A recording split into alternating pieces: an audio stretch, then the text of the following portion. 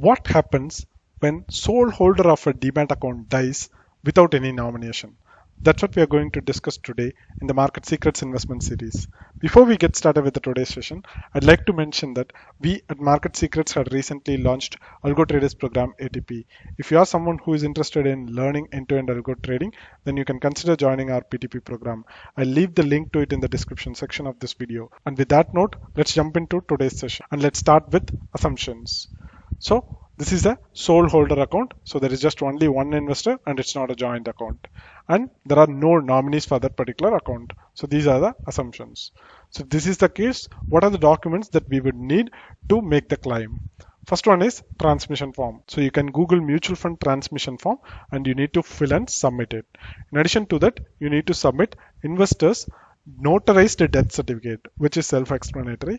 And on top of that, you need succession certificate or court degree, which is again notarized. So succession certificate or court degree of the investor. Okay. And the next on the list is KYC document of the claimants. So the claimant should be legal hire or legal representative. Okay. So no one else can make the claim.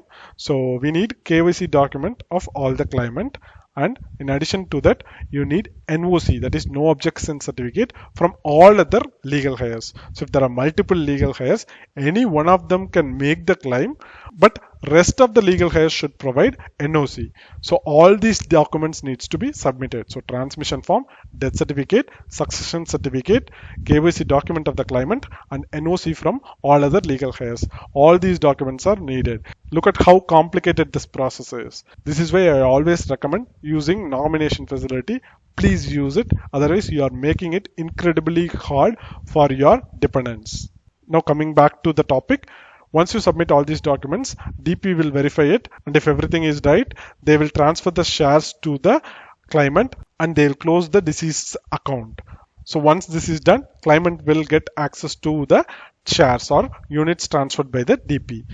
But the claimant will remain liable to the legal heirs of the deceased. For example, right, one heir might have applied with a no objection certificate from the others, but again, this needs to be settled properly with the legal heirs. So the claimant will remain liable to the legal heirs of the deceased. So if there is any legal issue in the future, the claimant should settle it.